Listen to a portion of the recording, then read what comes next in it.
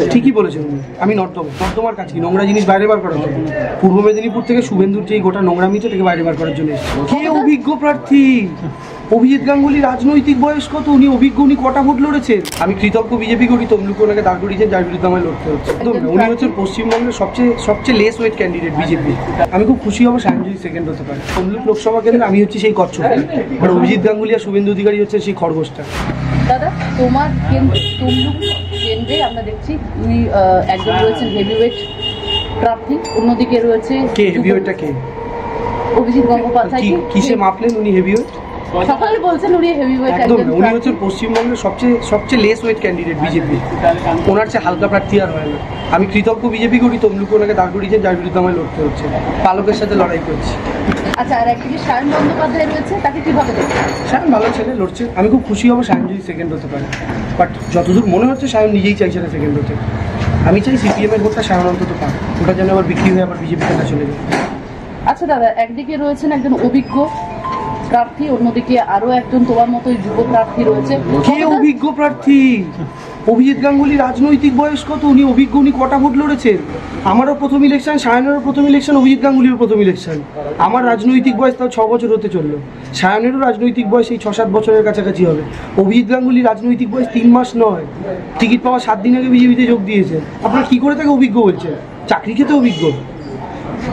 আচ্ছা দাদা, তুমি একদম তরুণ, মানে সব থেকে লোকসভা কেন্দ্রে দেখা যায় সব থেকে কম বয়সে তুমি, সেখানে কতটা চ্যালেঞ্জিং হচ্ছে তোমার জায়গায়? কম বয়সী বলে ইজি হচ্ছে, চ্যালেঞ্জিং কেন হবে?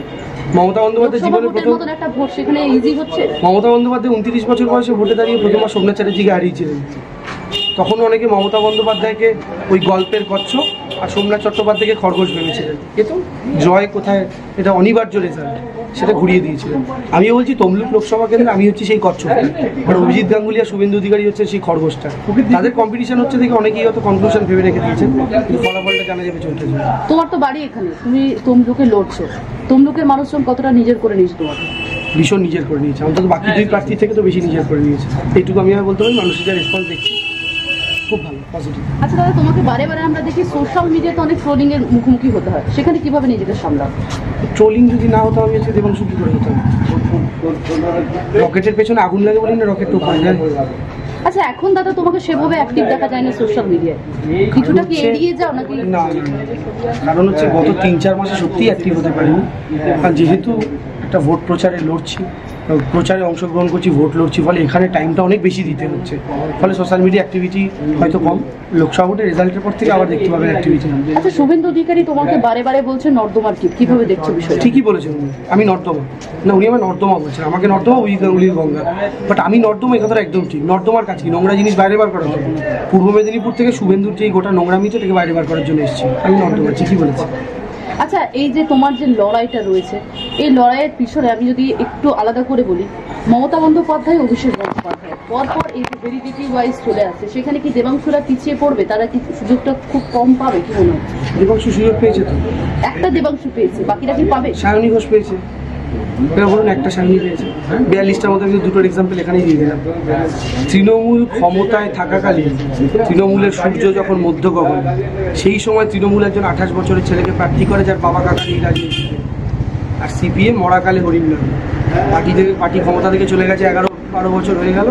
তারপরে দাঁড়িয়ে তারা প্রত্যেকে নতুন ইয়ং জেনারেশন ক্যান্ডিডেটদের টিকিট দেওয়ার কথা। আচ্ছা, বিরোধীরা বারে বারে দুর্নীতিকে ইস্যু করছে, তৃণমূলের শাসক দলের দুর্নীতি। এই শাসক দলের দুর্নীতি কতটা তোমাদের ভোট কাটতে পারে বলে তোমার মনে হয়?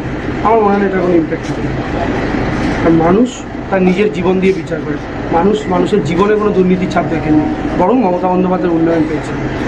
আচ্ছা, মমতা বন্দ্যোপাধ্যায়ের পরশু দিনের একটা মন্তব্যের জেরে, সাধু সন্ততিদের যে মন্তব্য করছেন, তার জেরে কিন্তু রাজ্য রাজনীতির মধ্যে তোলপাড়, বিরোধীরা থেকে শুরু করে সকলেই এটা নিয়ে সরব হচ্ছেন, অনেক মহারাজ থেকে সাধুরাও কিন্তু সরব হচ্ছেন। কিভাবে দেখছেন? ভারত সেবাশ্রম সংঘ নিয়ে, ভারত সেবাশ্রম সঙ্গে যিনি ছিলেন তার তো ছবি দেখা যায়, স্টেজে তিনি উপস্থিত আছেন। তো ভুল কি বলেছেন মমতা বন্দ্যোপাধ্যায়? উপস্থিত আছে একজন দিদি, সেটা কথাটা উল্লেখ করেছেন, এর বাইরে গিয়ে তো কিছু নেই। আচ্ছা, জয়ের ব্যাপারে কতটা আশাবাদী রয়েছে? 100% বেশি কিছু হয়, যদি হয় আমাকে খবর দেবেন, আমি এটাই বলবো।